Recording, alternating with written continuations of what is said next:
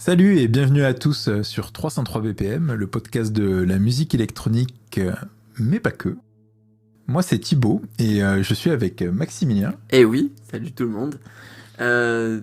Bienvenue à tous. Aujourd'hui, on vous a concocté une petite sélection bien diversifiée. Ouais, avec Pour, plein de couleurs Ouais, diverses et variées. voilà. Peut-être plus de variété aussi, je crois. On pourrait dire ça. Ouais, on peut dire ça. C'est moins basse musique, quoi. Ouais, voilà. D'habitude, on est plutôt branché bass music. On trap, dubstep, drum and bass. Ouais, alors que c'est pas vraiment représentatif, moi, de... Enfin, on a déjà parlé, mais c'est pas non plus mon obsession, la bass music. Ouais. Bah, on a nos phases, quoi. Hein. C'est phase Ouais, techno, c'est phase ça. bass. C'est carrément ça. C'est ça.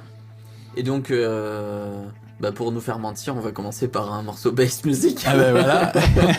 Bravo nous-mêmes. De Drum et Sozia Jagodzinska, qui sort d'un album Portrait with Firewood, Ouais.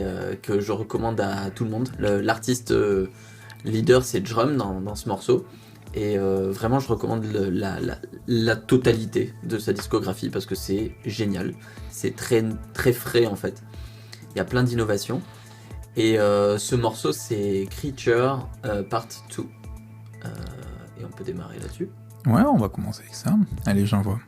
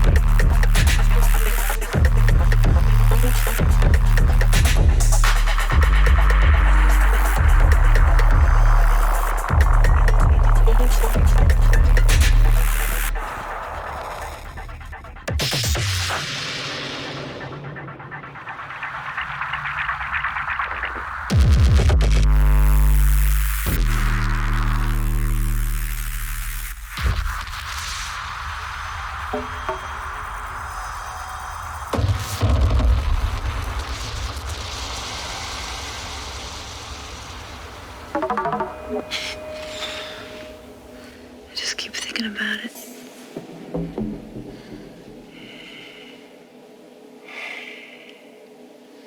It's not my mind. It's not my body. It's just my heart.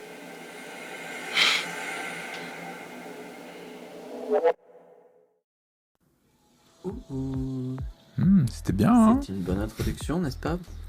Pas de basse musique sur cet épisode. On est bien servi là. Ah putain, j'adore ce morceau. J'adore cet artiste. Et ce morceau, mais genre, déjà il mêle des influences super variées. C'est incroyable. Je sais pas comment il arrive à faire un truc cohérent avec tout ça. Et c'est tellement crunchy, lourd et apaisant en même temps. Je comprends pas cette musique. Ça me parle, mais je comprends pas pourquoi. Ouais, c'est vachement cool, hein. Enfin, il fait souvent des gros mélanges comme ça où tu te dis mais qu'est-ce que c'est que tout ça, et ça passe crème. Tu te remets, ça donne même pas l'impression en fait que le mec il a voulu faire plein de mélanges pour faire plein de mélanges, tu vois. Ouais. C'est clean. Tu sens qu'il y a un truc ou une histoire où on veut t'envoyer. La musique, elle passe toute seule. Comme si c'était juste guidé par un projet artistique plus qu'une technique de essayer de mélanger un tas de trucs, quoi. Vraiment, c'est... Ouais, et j'irais même au-delà de ça. En tout cas, je vais comparer à moi mon processus perso. On a l'impression qu'il se laisse emporter en fait par ce qu'il est en train de faire et que c'est pas... Comment dire? Ouais, tu vois que c'est la musique qui se décide toute d'elle-même comment elle va évoluer de par toi qui par-dessus vient l'affecter, tu vois, mais ouais, je sais pas. En tout cas, moi, c'est... Mais je me dis aussi que quand tu fais des morceaux comme ça, il faut une sacrée culture musicale en électro pour bien comprendre l'essence des genres, pour te les approprier correctement. J'ai l'impression que c'est assez important, comme ça a été le cas notamment pour le concours Inglorious Producers, où t'as beaucoup écouté de genres différents pour construire tes influences dans les morceaux, quoi. Réussir à s'approprier un style et pas juste refaire quelque chose dans le style, c'est le plus dur, je trouve. Quand, surtout si c'est un style que tu maîtrises pas, que tu écoutes pas beaucoup. Voilà. Ouais, voilà. Prochain morceau, peut-être. Ouais, bah du coup, prochain morceau, c'est un morceau de Romulus. C'est un Français qui fait de la techno mélodique. Il est tout frais, il vient de sortir il y a 2 jours, là, je crois, le morceau. Visualizer. Et ouais, sympathique. Moi, j'ai bien aimé. Donc, qui compose Romulus. Je me souviens, je l'écoutais, moi, déjà, il y a une dizaine d'années, à peu près. Un peu plus, peut-être. Ouais, et même... il avait vraiment percé à ce moment-là, j'ai l'impression, il y a 10-12 ans, quoi. À la base, je dirais même que c'était un duo. Ah, c'est un duo. À la base, ouais, qui a fini par devenir un projet solo. Au début, c'était Rémus et Romulus. Ouais, c'est vrai. Et oui, il a été pas mal actif ces dernières années. Moi, je l'ai découvert en festival, je sais plus lequel. J'étais arrivé sur une scène et c'est lui qui jouait. Je me suis dit, ah, cool ça. Du coup, j'ai noté l'heure pour pouvoir aller chercher derrière après qui c'était. Et ouais, il a été pas mal actif aussi. Toute la scène techno, en fait, techno-mélodique, il a souvent son pied dedans. Hein, avec des gens comme Worax, Joachim Pastor... Ouais. Ento. Moi, je l'avais découvert parce à un moment, il avait été à l'affiche de la Villa Rouge, il me semble. Il a beaucoup été à la Villa Rouge. Et je l'avais découvert comme ça il y a plus de 10 ans maintenant, pas loin de 15 en fait. Et c'était vraiment, vraiment stylé. Moi, j'avais beaucoup apprécié ce côté. Enfin, c'était très novateur à l'époque de faire des morceaux techno. Avec de la mélodie, quoi, avec vraiment de l'instru, parce que il me semble qu'il est musicien aussi, pas forcément électronique à côté. Je sais pas du tout. Bien, il me semble qu'il maîtrise assez bien le piano, par exemple. Et en fait, on l'entend dans beaucoup de morceaux parce qu'il intègre des éléments acoustiques, entre guillemets, dans ses morceaux électroniques, et c'est toujours vraiment très intéressant, quoi. Très bien. Ouais, moi ça me parle ce que tu dis. Allons-y. Bon, eh bien, Visualizer de Romulus.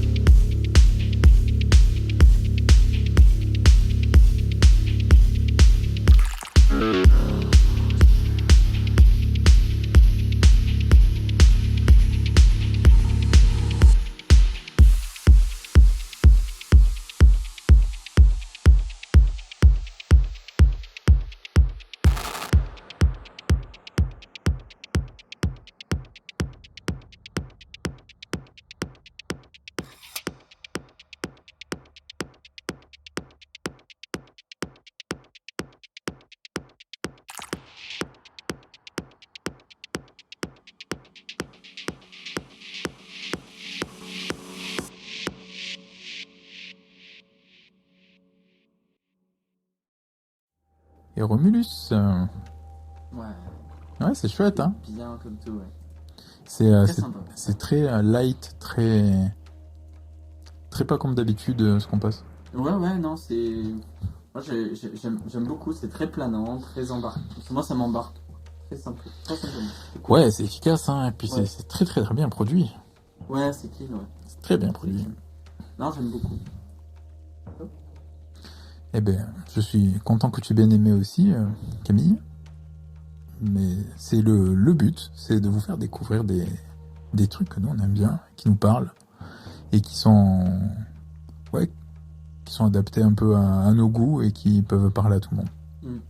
Ouais, carrément, c'est complètement ça l'idée. Et puis ça permet aussi, pardon. Non mais c'est bon, j'ai monté.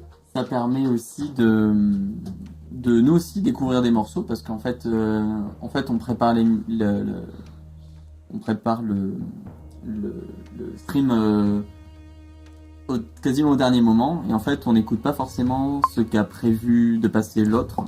Ah Et ouais, du moi coup, j'écoute pas. on découvre un peu sur le moment et moi je suis content, je suis assez surpris et agréablement surpris de ce morceau. Que Romulus, je l'écoutais donc il y a un petit moment déjà, mais j'avais un peu laissé tomber parce que il y avait un peu de comme il est vraiment sur une niche très réduite et j'avais l'impression à l'époque qu'il y avait assez peu de variations et je m'en étais un peu lassé. Et du coup, bah là, c'est un morceau qui me redonne envie de plonger dedans, donc merci pour cette. Mais de rien, et tu as de quoi faire, hein, parce que Ouais. il a fait pas mal de choses hein, ces derniers temps. Mm. L'avant-dernier morceau, c'était un truc très chill, très ambiante. Mm.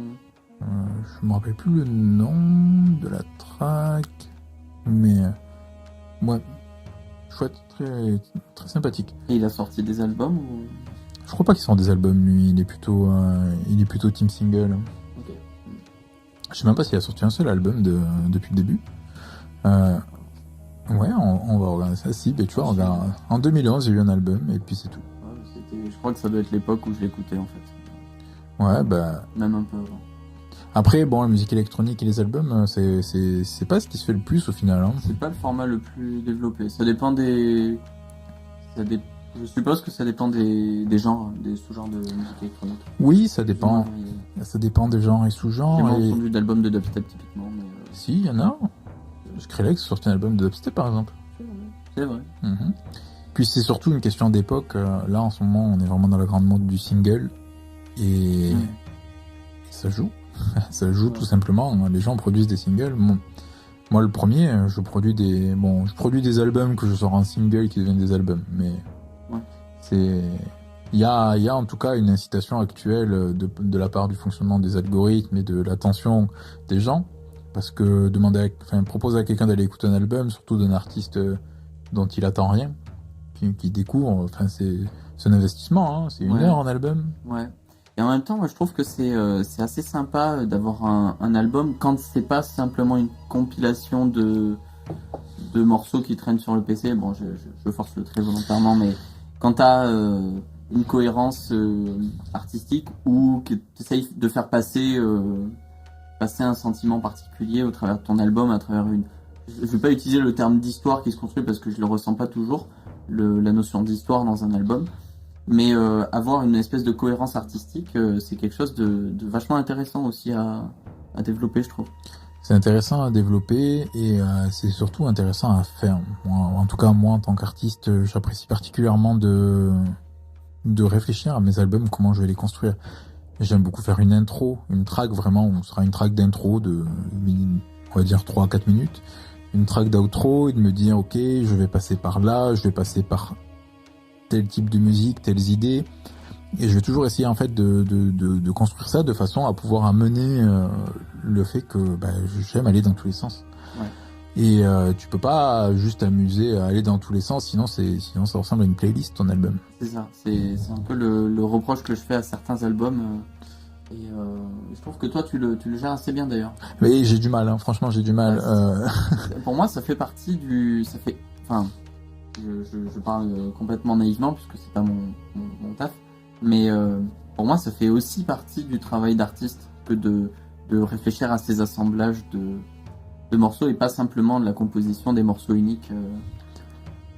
Ouais, pour moi aussi, et surtout vu que toi et moi on aime bien mixer, faire du DJing, on a cette notion de qu'est-ce que je mets avant, qu'est-ce que je mets après, qui permet de créer un univers en fait. Tu vois, quand toi tu parles d'histoire, je suis d'accord, pour moi, en tout cas moi mes albums ne racontent pas une histoire, mais ils proposent des univers, et il faut que mes univers soient cohérents et qu'ils puissent s'enchaîner de façon fluide et le plus simple possible en fait, que quand tu passes à la prochaine tu te dises pas oula, où il va en venir, qu'est-ce qu'il a voulu faire, next quoi. Ouais. Mais oui, tout à fait nostalgique, un album va raconter une histoire dans son ensemble, c'est ce que moi j'appelle l'univers justement. Et moi c'est ce que j'appelle la cohérence artistique. Mais je pense qu'on pense tous un peu à la même chose, hein. On voit un album des Pink Floyd et on voit un album des Enfoirés, et il y en a un qui raconte un truc, tu vois, où tu sens que t'es emmené quelque part dans un univers, qu'il y a des tracks qui sont là juste pour lier en fait, qui sont là vraiment pour t'amener à la prochaine, surtout chez Pink Floyd. Ouais. Et dans les Enfoirés, tu as des tracks qui sont là pour t'amener au portefeuille et te faire lâcher la thune. Et c'est clair et c'est le but, hein. Je veux dire, c'est un truc caritatif. Leur but, c'est pas de proposer une vision artistique, c'est de générer du revenu. Ouais. La question que je pose, c'est est-ce que ça génère vraiment du revenu ? Ça génère du revenu, bien sûr, bien entendu. Il y a beaucoup de subventions qui vont là-dedans. Non, mais ça génère du revenu. Et au moins, je crois que les artistes ne sont pas payés. Est-ce que c'est un argument de vente d'avoir Minimaty ? C'est un argument de vente, je pense que ça peut toujours l'être. Et il faut séparer deux types de musique pour moi, et justement, tiens, c'est un sujet que j'aime beaucoup. Il y a la musique en tant qu'œuvre artistique qu'un artiste va faire pour proposer une œuvre, pour proposer ce qu'il a au fond de lui, tu vois. Souvent, ce sont des petits artistes. C'est des gens qui font de la musique pour l'amour de la musique. Et tu as la musique produite. Donc, les Enfoirés, Maître Gims, tous ces trucs-là où c'est un produit que tu achètes, ce n'est... Alors, c'est compliqué de dire que c'est pas une œuvre d'art et qu'ils aiment pas ce qu'ils font, enfin, qu'ils y mettent pas leur cœur. C'est pas vrai. Je pense qu'il y a quelque chose qu'ils aiment dans ce qu'ils font. Mais que c'est pas présenté et vendu de la même façon qu'une musique d'un petit artiste. Il y a tout un marketing derrière, ça a été pensé pour convenir à des attentes d'un moment. Enfin, c'est des très grandes équipes qui bossent sur ça, hein. Maître Gims, il est pas tout seul. Il est très loin d'être tout seul. Et du coup, essayer de comparer ces deux univers, au final, tu vois, c'est un peu contre-productif à mon sens. Ouais, c'est du son qui sort des enceintes, mais c'est pas le même monde, ça n'a rien à voir, quoi. Ouais, c'est pas les mêmes objectifs. Ouais. Non, je comprends. Ouais, en fait, il y a un nom commun à ces deux choses, alors qu'elles n'ont pas grand-chose en commun. Et j'entends souvent des gens crier un peu la musique à la radio, c'est nul, c'est pas de la vraie musique, patati patata. Ouais, c'est des produits en fait. Ça vous est pas destiné à vous, amateurs de musique. C'est destiné à quelqu'un qui veut consommer de la musique, mais de façon parfaitement passive et simple. Et pour moi, c'est ok qu'il y ait ce genre de musique. C'est normal même qu'il y ait ce genre de produit, puisqu'il y a une demande énorme. Et de toute façon, ça a l'air de convenir à tellement de gens que... Et même, moi je connais des gens aussi qui ont eu des expériences assez intenses, y compris avec la musique qui peut passer à la radio, avec des morceaux qui évoquent chez eux quelque chose, qui est pas simplement une musique de fond, il y a une vraie écoute. La musique populaire, elle a aussi un rôle comparable à ce qu'on pourra retrouver chez les amateurs de musique pour certaines personnes, je pense. C'est pas strictement similaire, mais il y a quand même des fois une véritable appréciation sincère et une écoute attentive. Ah, mais de toute façon, que ce soit une œuvre d'art entre guillemets ou un produit, c'est fait pour plaire à quelqu'un. Il y a quelqu'un qui doit le recevoir, il doit l'aimer, donc quand même, enfin, on n'est pas non plus dans le produit, hein. Mais voilà. Bon, on a la discussion là. Wow. Ouais, on a pas mal. Désolé. On a pas mal divagué et moi je trouve que c'est bien divagué. Bah, c'est bien qu'on ait passé beaucoup de temps à papoter parce que le prochain morceau dénote beaucoup avec le précédent. Et c'est un délire d'un artiste que j'adore absolument, qui s'appelle Gecko. Et le morceau s'appelle Why You Worry, qui est très dansant, donc n'hésitez pas à vous enjailler. Allez, vous levez de vos chaises, tous debout. Tous debout. On fait tourner les serviettes. C'est ça. Voilà. Quelle Allez, honte. c'est parti. Why You Worry.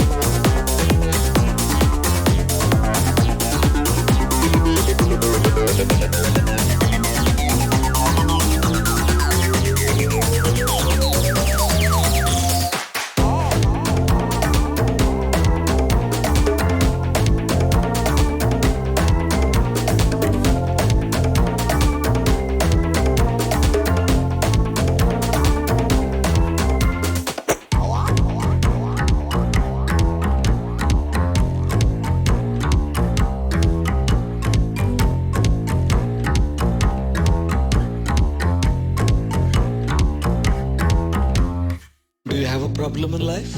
No? Then why worry?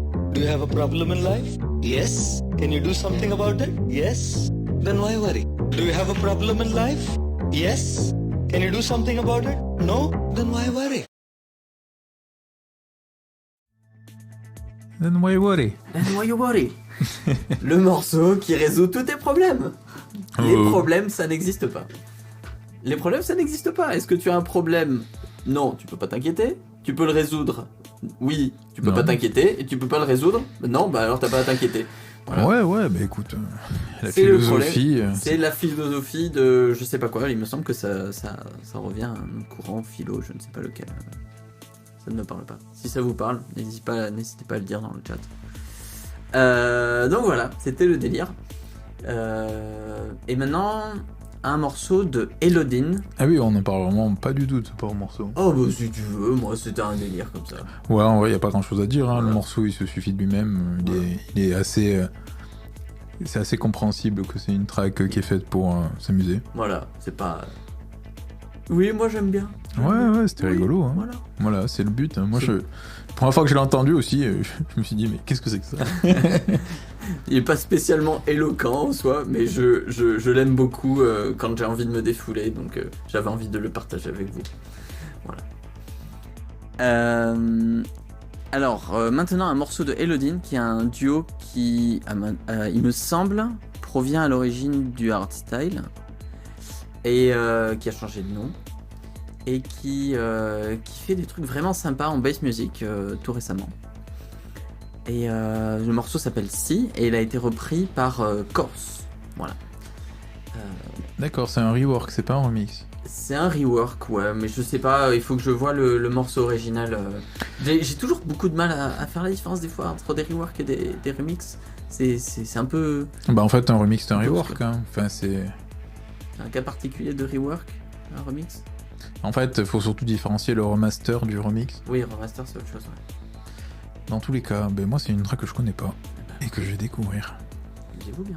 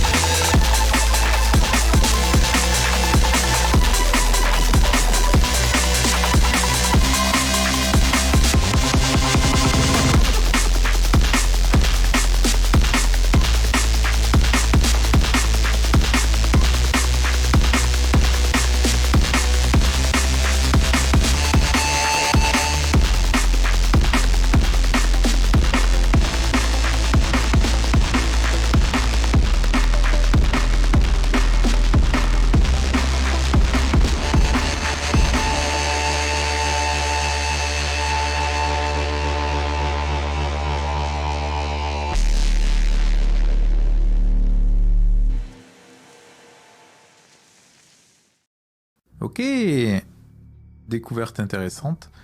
Avant le premier drop, là, il y a une sorte de pré-drop avec le kick qui est filtré. On dirait vraiment que le drop il se lance. Je me suis dit, ah mais le mix il est ignoble.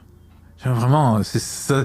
Il y a eu un moment de dégoût dans mon visage, tu vois, où je me suis dit mais quel gâchis. Et en fait, après t'as le drop et t'as dit ah ouf. Mais je pense que ce morceau est destiné aux gens comme toi qui sont capables d'entendre ce genre de choses. Ouais, je sais pas. En tout Non, cas, j'en sais rien. c'était marrant. C'était très cheesy parfois et très vénère en même temps. C'est varié. Ouais. Ah ouais, j'aime bien la mélodie en fait, j'aime bien comme c'est construit. Il y a, comme tu disais, Taf, il y a beaucoup d'influences différentes. On sent la hard dance music en général et il faut que je vérifie parce que je suis à peu près certain que Elodine, c'est un duo qui vient du hardstyle à la base. Je sais ils avaient un autre projet avant quoi. Et ils avaient un autre nom du coup. Ah bah oui. Donc ça va être compliqué à trouver. S'ils avaient un autre projet, ils avaient un autre dedans. Hein. C'est. Je sais pas, bref. On était en train de regarder sur Spotify. Mais en tout cas, ouais, j'aime bien comme ils ont réussi à mélanger drum and bass et hardstyle, comme tu as tenté de le faire. Comme tu as tenté de le faire plusieurs fois. Et peut-être que ça pourra te donner une inspiration pour la suite, je sais pas.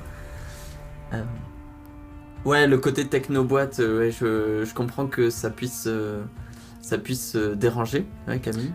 C'est plus techno classique dans l'imaginaire. Et c'est pas des genres musicaux qu'on a trop l'habitude d'entendre en plus en France. Peut-être si tu avais été hollandaise, tu aurais dit l'inverse. C'est assez cool quoi. Tu connais ces têtes ? Bonjour. Pascal. Salut Aman. Ah, c'est Aman. Et Bonjour oui, c'est Aman. Eh bien, je connais ton nom. Je connais ta tête aussi, mais je la vois pas donc. Ouais. Donc voilà. Eh bien, tu arrives pour la 5e musique qu'on va lancer. Oui. Qui s'appelle Bezos, qui est un hommage à Jeff Bezos. Non, en fait, non mais non mais en vrai, moi je sais pourquoi elle s'appelle Bezos. C'est parce que Bezos, c'est un bisou quoi. non mais c'est vraiment Bezos, c'est avec un Z, avec en fait, c'est vraiment pour Jeff Bezos en fait le truc. Et le mec qui s'appelle Bill Gates aussi qui a fait. Et en fait, c'est pas un hommage du tout. C'est il y a une banque de contacts avec des chœurs, enfin, des chœurs chorales quoi. Et t'entends Bezos dedans. Ah bon ? Ouais, et quand enfin si. Et il y a un autre bout qu'ils ont pris aussi où tu peux entendre Jeff. Et du coup, le mec, ils se sont tapés un gros délire à faire Jeff Bezos. Donc c'est Bill Gates. Bill Gates, c'est Lodestone, que je connais pas Lodestone, mais Bill Gates, j'aime beaucoup ce qu'il fait en général. Quand je mixe de la bass music en soirée, vous en entendez à chaque fois. Ouais. Bref, alors, donc Bezos de Bill Gates, si vous l'aimez bien, pensez à l'acheter sur Amazon.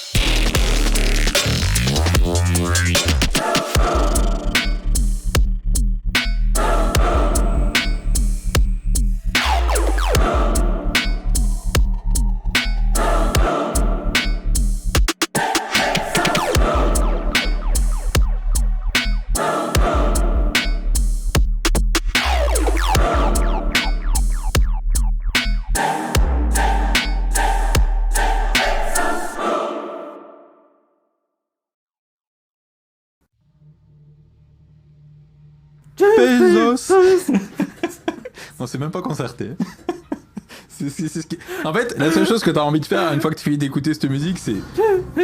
Oh, merci pour le follow, Triscan. Tiens, pour une fois que quelqu'un fait pas le follow pendant l'intro ou pendant une musique, C'est cool. on peut entendre à quel point je me suis fatigué pour faire ce machin. Oui, c'est vrai. Que j'avais fait en live, que c'était chouette. Franchement, il est très très cool. Ouais. Et puis très très lourd aussi. quoi. Ouais, elle est lourde Vraiment. la track, mais c'est trop bien. C'est- Et en fait, pour moi, quand j'avais utilisé cette banque contact, je faisais un truc pour un trailer, pour une chaîne de documentaire avec Jésus et tout ça. Et moi, j'entendais Jesus, tu vois. Et merci comme chou. Oui, on l'entend 2 fois. Merci. C'est trop bien. Il fait du bon travail, Thibaut, avec ses animations. Ouais, j'ai pas fait l'animation visuelle par contre. Ça t'a plu. Highton. Ah mais Highton, c'est de la dub. Ouais. Quel track de Highton, ça m'intéresse. Parce que je les avais poncés, ce qu'ils avaient fait, vu qu'ils étaient jury de Inglorious. Ouais, Highton, ouais. Pour la manche dub. Ah, ok. Et du coup, j'avais pensé un peu leur discographie pour voir ce qu'ils aimaient bien et faire un truc qui avait rien à voir. The Last Drop. Ok, ben non, mais j'irai fouiller. De toute façon, je connais mal les noms des tracks, j'irai fouiller. Ouais. Non, je connais pas non plus. Puis voilà. Ok, on ira vérifier. Merci, Taf. En tout cas, voilà, c'était Jeff Bezos. Et je sais pas si vous avez regardé la couverture, à quel point elle est creepy aussi. C'est Ouais, elle est vraiment trop bien. Très bien, quoi. Elle est très très cool. Donc merci pour ce partage. Eh ben, de C'était rien. bien. Et ouais, la prochaine. Maintenant, prochaine d'un artiste de renommée. En tout cas, c'est probablement le seul artiste qu'il y a dans cette pièce, puisque c'est Cookie Slayer. Et ouais, Euh, c'est vrai qu'on est dans une pièce. c'est vrai qu'on est dans une pièce. Et d'ailleurs, on est dans un appart, et tu es le seul artiste de cet appart. Et tu serais peut-être Ouais, même ouais. le seul artiste de De tout l'immeuble. l'immeuble. Waouh. Figure-toi. Mais pas du quartier, j'ai vu un carton Thomann l'autre fois. Ah, d'accord. Ouais, peut-être que c'est juste pour mettre du son chez soi, je sais pas. Je sais pas. Ça peut être un artiste. Non, non, mais il y a de la concurrence. Et du coup, ben, c'est Cookie Slayer avec Excavation. Et ouais, toute dernière sortie, un peu boom boom pour ceux qui aiment bien le boom boom. Donc ouais, Excavation, track un peu psy indus, très indus, atonal au possible. Je crois qu'il n'y a pas une seule mélodie, si mes souvenirs sont bons. Et où le but était de s'amuser un peu avec le sound design. Donc je vous envoie ça tout de suite. Allez, c'est parti.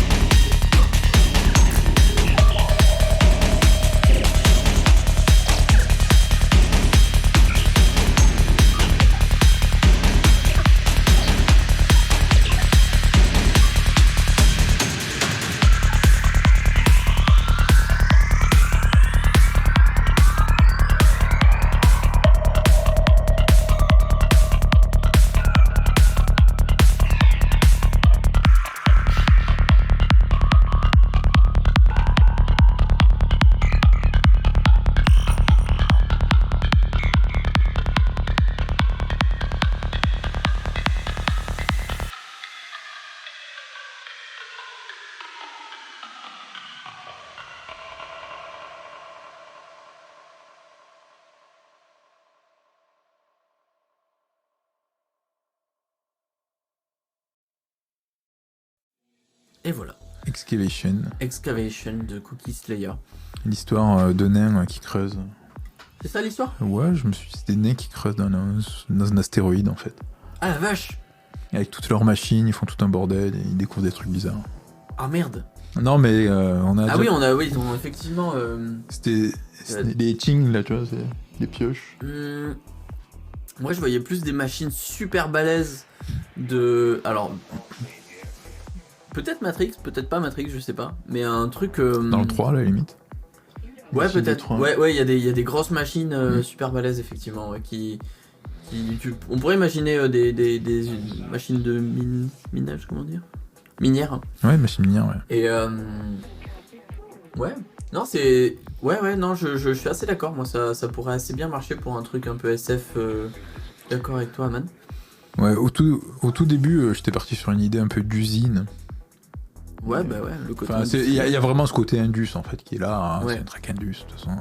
Ça existe beaucoup ça dans le monde de la psytrance, c'est assez peu répandu, j'ai l'impression. Non, mais de toute façon, tu remarqueras un truc avec moi, c'est que je fais souvent ce que j'ai envie d'entendre. Et des fois, il y a des trucs que j'entends pas, alors je les fais. Bah oui, non, mais oui. C'est comme tout mon délire de psytrance hyper breaké là. J'en trouve Ouais. pas. Même dans la psy break, qui porte le nom break, il n'y a pas ce breakage en fait. Ce qu'ils font surtout, c'est kick snare au lieu de faire kick snare. Tu vois. Ouais. Et des fois, il y en a qui explorent un tout petit peu le côté breaké, mais pas à fond quoi. Et je trouve ça dommage. Ouais, je suis assez d'accord. Non, mais c'est assez cool d'entendre des sonorités comme ça. Moi, j'aimerais bien que tu poursuives cette ambiance industrielle. Ouais. Avec peut-être d'autres morceaux qui n'ont pas une structure, je sais pas, Twilight ou. Ouais, dans pas l'album qui va sortir là, mais le prochain, il y en a. Plus côté techno du coup, pour le coup, côté techno-indus. Ouais, ça le connaît déjà. Mais ouais, Excavation, donc c'est le tout dernier single que je sors là avant l'album qui sort le 29 avril, c'est dans 20 jours, tout pile. Ça sortira un vendredi, et donc elle fera partie de cet album. Et dans le prochain album. Ah oui, dans le prochain problème de... Dans le prochain album qui a de l'industriel, un petit indice, ça parle d'élevage entre autres.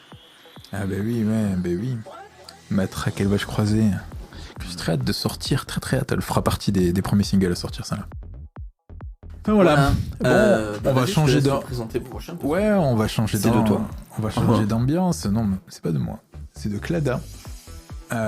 Echoes of Prescient Spirit, alors je sais pas où il voulait en venir avec tout ça, mais c'est une track plutôt typée psy-dub, très psychédélique, très chouette, très chill. Donc ici c'est très varié. Ah oui, c'est cool. varié. J'aime mais bien cet épisode, même si ça déconne à tous les étages. C'est pas grave, on varie. Allez, Clada.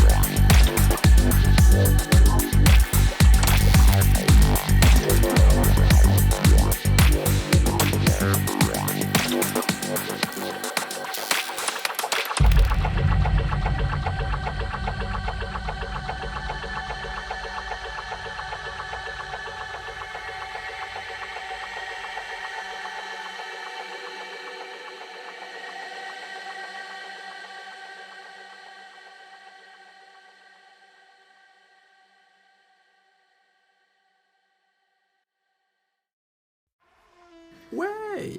Ouais, c'est chouette, hein, Clada. Ah, les chants balkans qui viennent de Balkany. Le Balkany. Merveilleux. Il a enregistré les Balkany. Je pense ouais, que ce sont des chants balkans. En tout cas, il y a une utilisation de la polyphonie qui m'y fait penser. Ah, c'est cool. C'est un peu dissonant, mais pas vraiment dissonant. Enfin, j'adore, moi, c'est... Ah, j'adore ces chants-là. Puis comme on a l'habitude aussi d'entendre dans ce genre de la psy-dub beaucoup de variations dans le morceau, quoi. Il y a un thème commun, bien sûr. Enfin, d'ailleurs, pas forcément. Il peut Ouais, ça il peut évolue, sauter à certains moments, quoi. Et avec vraiment des passages plus chill, plus punchy, plus... c'est ce qu'on attend d'un... Un peu nordique, ouais. Tout à fait, à côté des Balkans, quoi. Non, mais ouais. J'aime beaucoup, ouais. J'aime beaucoup, et puis, enfin, tu vois que ces sonorités-là sont très associées à l'expérience psychédélique, sont faites pour parler à un certain état. Ouais, je me demande si c'est pas à cause de Ghost in the Shell qui a utilisé donc des chants de ce type pour sa BO et que ça s'est vraiment inclus après derrière dans la pop culture. Il y a eu tellement de gens qui ont samplé la musique de Ghost in the Shell. C'est vrai. Ça date de quand, Ghost in the Shell? C'est les années 90? 90, ouais. 80, ouais. Ouais, 90, je crois. Ouais. En tout cas, ouais, c'est vrai, je saurais pas le dater, effectivement. Peut-être qu'il y a eu un effet de mode à partir de là. C'est vrai que ça marchait très très bien. La BO de Ghost in the Shell est vraiment dingue. Ouais, il est chouette. Vraiment Le film aussi. Le film aussi. Ouais. Enfin, le film, l'animé, hein. On regardait pas le film. Ouais. Je l'ai pas vu, donc en fait, j'en sais rien, mais. Ouais, je l'ai vu. Moi, ça va, ça m'a... Mais bon, je suis bon client, hein, il faut pas m'écouter. En tout cas, très sympa. Clada, je connaissais pas non plus. Dernièrement, j'écoutais pas mal Soudoya. Ah, Soudoya, ouais, oui.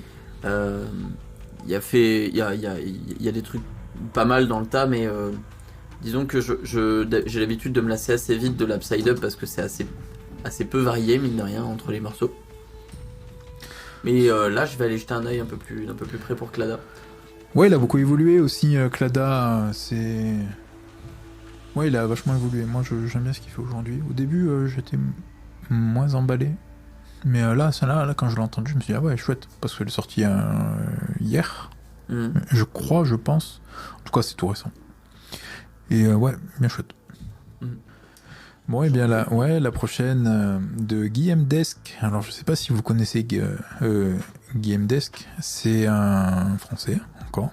J'aime bien mettre en avant la musique française parce que souvent on entend, oui, la musique française, il y a rien, il y a que du rap et de la pop. Ben non, il y a plein de trucs cool. Et donc là, on a un monsieur qui fait des trucs super chouettes avec un Udi-Gourdi, qui est une sorte d'instrument à cordes avec une manivelle. C'est un son très caractéristique, c'est très médiéval. Et donc une collaboration avec Sébastien Gisbert, que je ne connais pas du tout. Et on va voir ce que ça donne. Hein. Allez, c'est parti. Je découvre. Machinist Waltz, Guillaume Desk et Sébastien Gisbert.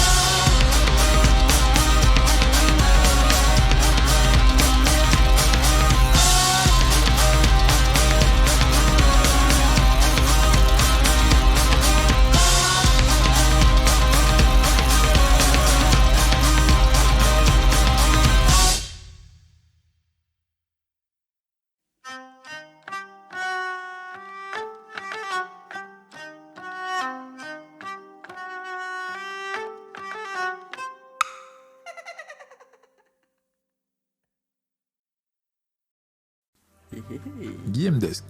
Voilà.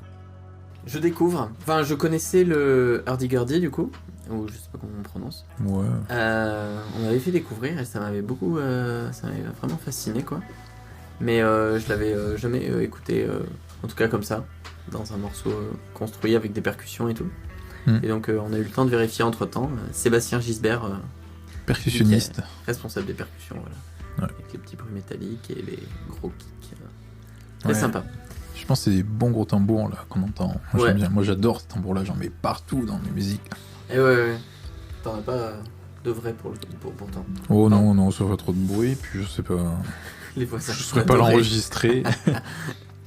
Ouais, il faut avoir un sacré matériel, j'imagine, pour enregistrer des perfs comme Faut ça. avoir une Faut sacrée des, pièce. Des micros de dingue. Non, on avec- s'en fout des micros. Il faut la pièce. Ah ouais, tu m'avais dit l'acoustique, c'est plus important que le micro. Ouais. Tu peux avoir des meilleurs résultats avec ton téléphone dans une très bonne pièce qu'avec un micro à 2000 balles dans une pièce pourrie, quoi. Ouais. Large. Et alors, avec un micro à 2000 balles dans une belle pièce, tu fais des merveilles. Et alors, c'est quoi une belle pièce dans ce cas-là? Dans quoi il joue, à ton avis, pour enregistrer aussi clairement les instruments? Ça dépend, en fait. Ça dépend si tu vas avoir un son très mat, sans personnalité, sans pièce, du coup. Donc ça sans peut... résonance, c'est ça en fait? Ouais, ça peut être un choix, mais pour la musique, c'est pas fou. C'est plus quelque chose que tu vas chercher pour du bruitage, pour de la voix off, pour pouvoir remettre derrière toi ta pièce. Et là, moi j'ai envie de dire une pièce qui a une belle réverb légère, qui est un peu vivante en fait en soi, parce qu'une pièce sans réverb, c'est un peu mort. Et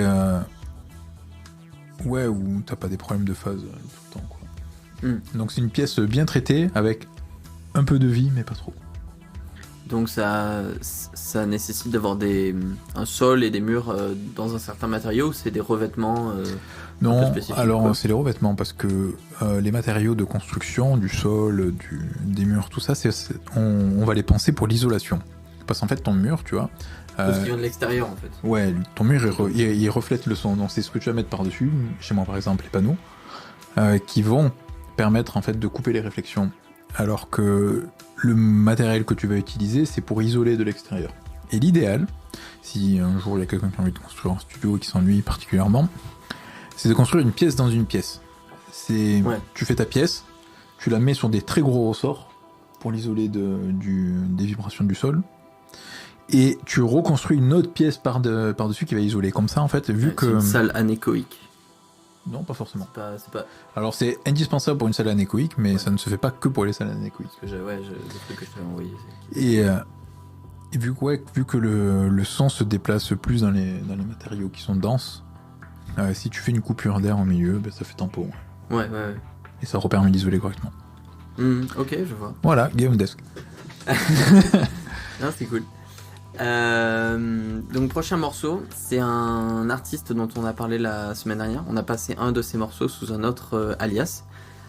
L'artiste c'est Amon Tobin. Et là il a développé un projet assez récemment qui s'appelle Figueroa, qui mêle des ambiances, comment on pourrait dire, un peu sud-américaine. Lui il est brésilien, donc sud-américaine, un peu latino. Je sais pas trop comment vous décrire ça. Le mieux c'est que vous l'écoutiez. Ouais, parce que moi je connais pas du tout. Ça s'appelle If You Knew My Name de Figueroa. Donc. Allez, je vais la découvrir avec tout le monde parce que je connais pas du tout.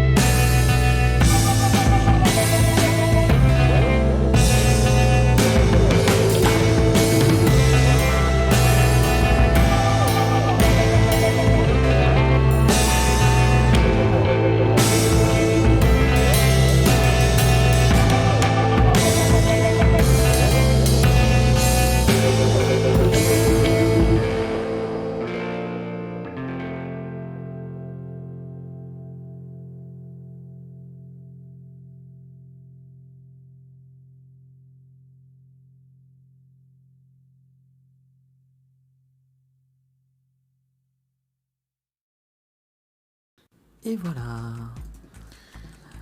Donc ouais non, celui-ci est pas représentatif de ce dont je vous ai parlé tout à l'heure, l'influence sud-américaine. Mais le reste de l'album, donc l'album s'appelle The World as We Know It, et il est beaucoup plus représentatif de cette ambiance là quoi, de cette influence. Ouais, moi tu vois, elle m'a pas parlé cette track. Mais genre pas du tout, c'est vraiment pas mon truc. Ok. Ouais, c'est un peu chill, ça nous permet de faire une Ah non transition. mais j'aime beaucoup de choses chill, c'est juste... J'en doute pas. Ouais, ça, artistiquement... On aime ça les m'a pas mêmes parlé. en général d'ailleurs. Ça nous permet de faire une transition vers quelque chose de beaucoup plus punchy, du coup. Mais beaucoup plus. Le morceau est de Violence et Niveau 0. Avec un nom comme ça, hein. Oui, voilà, ça annonce la couleur. Et le morceau s'appelle The Poison and the Cure, remixé par Pythias. Donc, pour ceux qui connaissent un petit peu Pythias, ils savent à quoi s'attendre.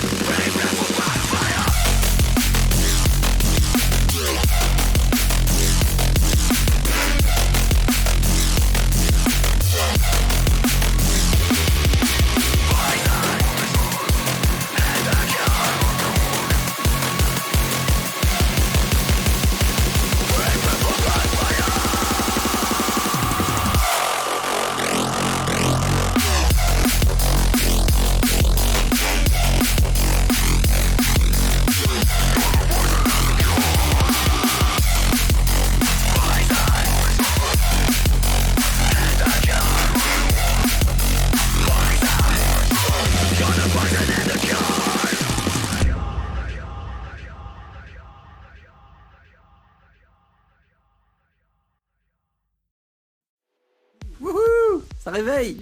Je connaissais pas du tout, moi, tu vois. Le drop drum and bass, là, il est bien efficace. Ouais, clairement. Et c'est... Ouais, moi, je suis un peu comme Lost Frequency, là. Le mélange avec le métal, ça enlève un truc, tu vois. Je sais pas. La musique, elle est efficace, mais ça... Je sais pas, ça joue sur mon attention, sur un truc qui... Moi, je partage plutôt l'avis de Nostalgeek. Bah Je- oui, vraiment, puisque tu as choisi cette musique à partager. Ouais, j'aurais pu en choisir d'autres parce que PCO ça fait pas mal de morceaux aussi punchy quoi, mais ouais non, là j'ai trouvé que c'était assez sympa le mélange des genres. Je trouve que ça s'y prête assez bien. C'est pas le premier d'ailleurs à mélanger du métal et de la drum and bass. Donc vraiment moi ça me ouais j'aime bien ça va. Ouais, ok, ouais. Moi, il y a... Enfin, je l'ai trop entendu dans les années 2000, je crois. Ah ouais d'accord. Ok. C'est vrai qu'il y avait un peu ça avec le Skrillex, ça fait un peu ça. Mais plus Ouais, un côté, peu, mais moi, je parlais c'était plus le vraiment de drum and bass. Hein. dans les années 2000. Ouais. Moi, dans les années 2000, j'imagine vraiment la drum and bass comme super influencée par la jungle, ce genre de truc plutôt quoi. Ouais, bah, il y avait quand même des trucs. Mais ouais, c'est... En fait, tu vois, comme il le dit Triscan dans le chat, là... moi, ça me fait pas un coup de cœur. Le drop drum and bass, c'est bien. La partie métal, elle était bof, très, très, très random. Et ça fait plus gimmick que vraiment œuvre... Ouais. Je comprends ce que tu veux dire. Ouais, je comprends. Mais Moi qui suis pas un amateur de métal, forcément, je le perçois différemment, effectivement. Ouais, moi j'ai écouté énormément de métal et Je pense que c'est en partie pour ça. ouais, le style de métal déjà me parle pas trop là, pour le coup. Mais bon après, ouais, c'est un remix quoi. À creuser. C'est un remix et voilà. Ok. Et bien la prochaine track, comment dire, elle est bizarre. Ouais, et elle est chelou. Moi, elle m'a accroché l'oreille. Je sais pas si je l'aime ou si je l'aime pas, mais je voulais la partager. Allez, ça marche. Et du coup, on reste toujours dans quelque chose de sombre et dissonant, là, pour le coup, avec Violence d'Andy Scott.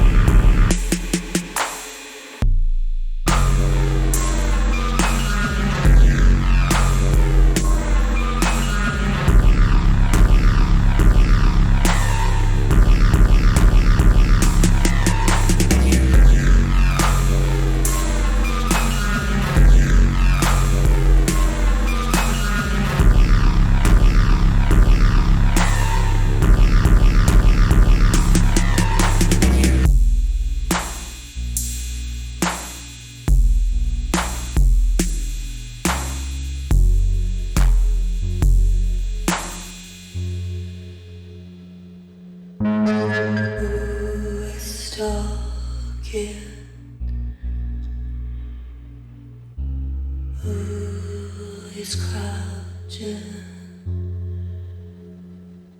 Your glassy words are sober here. Inside. What almost says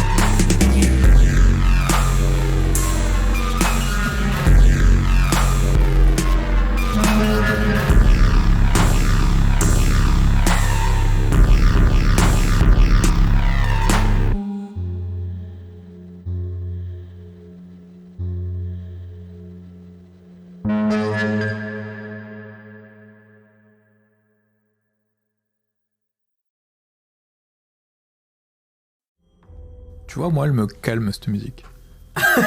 Ça me pose. Ça m'apaise. Ouais, ça m'apaise. De ouf. C'est très violent, en fait. C'est très dissonant. C'est très sombre. Ouais. Et je sais pas, ça donne pas envie de sauter partout, tu vois. Ça Non. donne envie de t'asseoir et d'attendre. Ouais, je suis assez d'accord avec ça. Mais le truc, son effet, il est dans la tête, quoi, vraiment. C'est. Ah bah oui, c'est pas de l'EBM. Non, c'est pas. Non.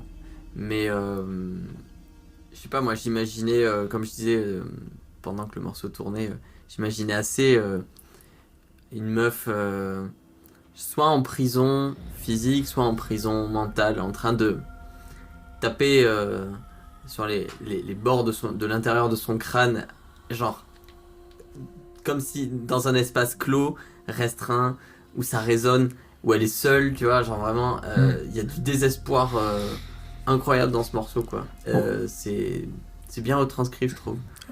Ça s'appelle pas Violence pour rien, je pense. Ouais. Et tu sens la claustrophobie, Ouais. je trouve, vraiment, c'est très claustrophobe avec cette reverb très courte, Ouais, très très courte, ouais. très métallique. Tu sais que t'es dans une pièce pas agréable, en fait. Ouais, clairement. Et il y a cette espèce de mélodie qui est là en thème comme un vieux souvenir, en fait. Ouais. Le souvenir d'une époque agréable qui Qui est massacré, qui est tout distordu, tout... a perdu sa couleur et qui a été complètement démembré par les expériences. Et qui est attaqué par ces kicks, là. Pam, pam, pam, pam, pam. C'est la répétition, vraiment. On dirait de la folie, des poussées de folie des personnes, quoi. Et puis derrière, t'as cette mélodie qui essaie de reprendre le dessus par-dessus les kicks à chaque fois. Enfin, c'est... Ah, vraiment, il est très cool. Ouais, alors... Ouais, il est particulier, hein, mais... Ouais. Bon, après, moi, j'aime beaucoup la musique particulière. Ceux qui me connaissent le savent. La musique expérimentale, c'est mon grand dada.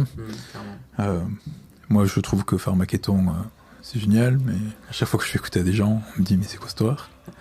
Bah, en fait, musique expérimentale, c'est comme un peu tout, quoi. Ouais, c'est comme un peu tout, tu ranges un tas de trucs dedans, et il y a des expérimentations qu'on aime et d'autres qu'on n'aime pas du tout, quoi. Ouais, et puis il y a des histoires de parcours aussi pour moi, tu vois. Tu peux pas plonger dans la musique expérimentale comme ça, blâme, sans être passé par certaines étapes. C'est comme le vin, tu vois. Quand tu goûtes un bon vin pour la première fois, tu te dis, bah c'est dégueulasse. C'est dégueulasse ou ça a pas d'intérêt, quoi. Ouais, ça n'a pas d'intérêt. Et puis au fur et à mesure que tu te fais ton palais, parce que tu passais par certaines étapes, tu comprends un peu mieux en fait où est l'intérêt, tout ça. Bon, la bouteille vaut toujours pas 50 balles, hein, mais. Ouais, clairement. Mais je suis d'accord sur la musique expérimentale. C'est un peu comme tous les sens, il faut s'entraîner, quoi. Ouais. Après, c'est pas forcément souhaitable, c'est pas un but à atteindre d'aimer de la musique bizarre. Non, C'est- en fait d'ailleurs, il y a même des gens qui le valorisent. Genre, ah oui, non, moi j'écoute de la musique expérimentale. Ouais, non, on s'en fout. Enfin, moi j'écoute de la musique expérimentale C'est parce que pas- je l'aime. Ouais. Mais s'il y a des gens qui veulent partager ça, qui veulent le comprendre, pardon pour le micro, s'il y a des gens qui veulent le comprendre aussi, tu vois, il faut passer par certaines étapes tout simplement pour avoir les codes en fait, pour comprendre en quoi c'est expérimental, Oui. qu'est-ce que ça vient casser, quel est le but, quelle est l'intention de l'artiste, si on arrive à la déceler, parce que pas toujours. Ouais, c'est pas un motif de fierté, mais ce qui est intéressant en musique expérimentale, c'est que précisément, pour ceux qui recherchent la diversité et qui sont capables d'entendre de la musique expérimentale, capables de l'apprécier, bah en fait, par définition, vu que c'est de la musique expérimentale, tu vas avoir beaucoup de variété, quoi, beaucoup de diversité. Et c'est ça qui peut être intéressant, qui peut être un objectif à viser.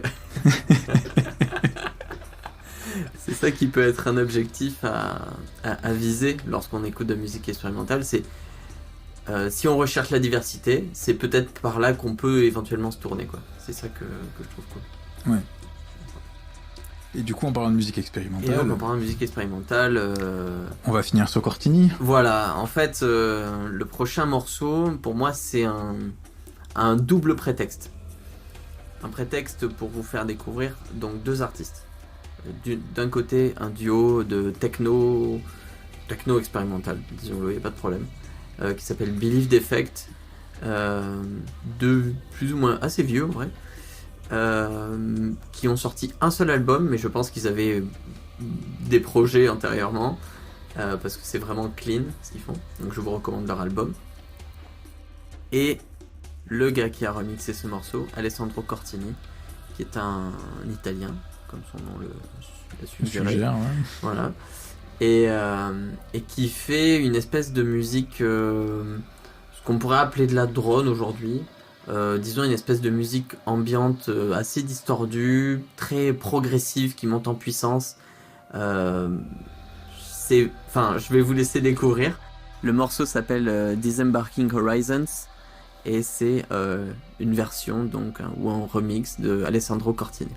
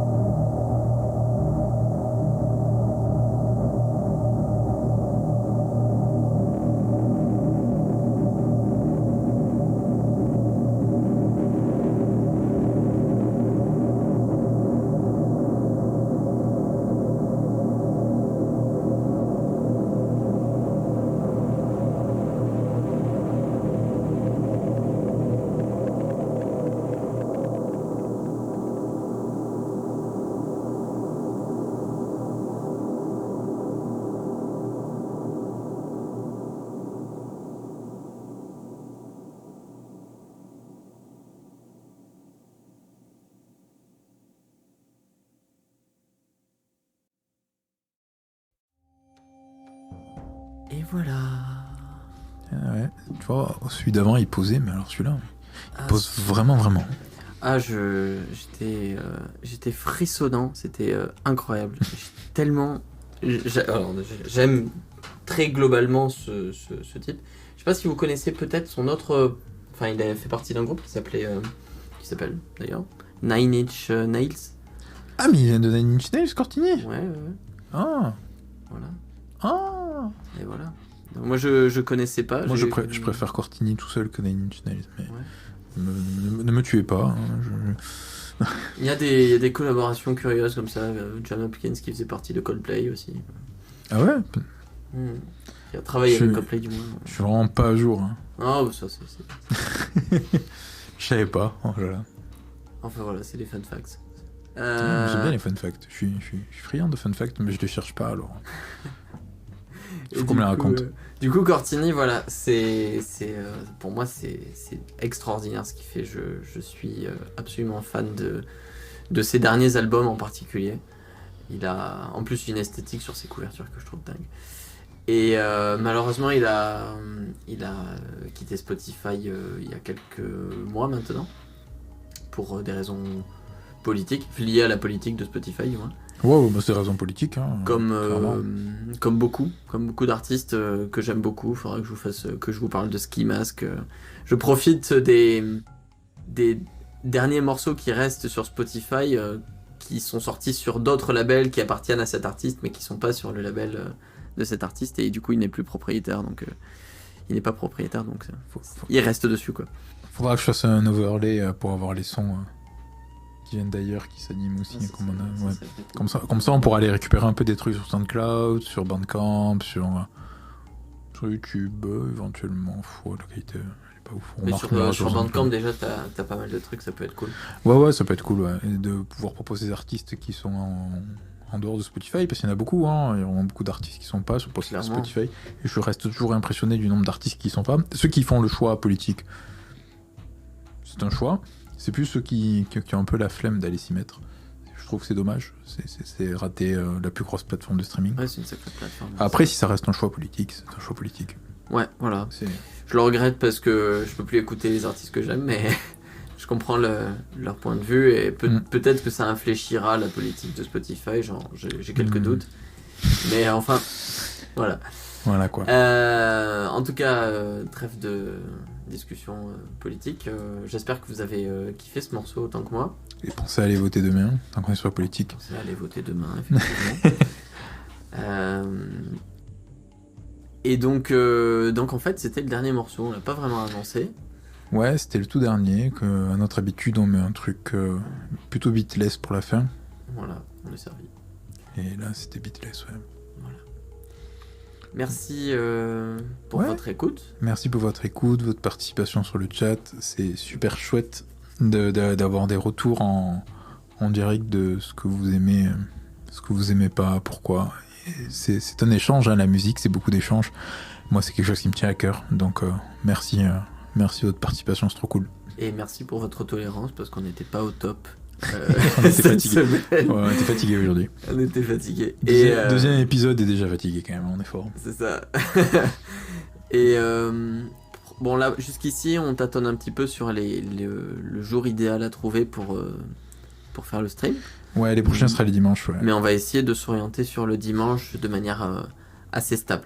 Voilà. Dimanche 18h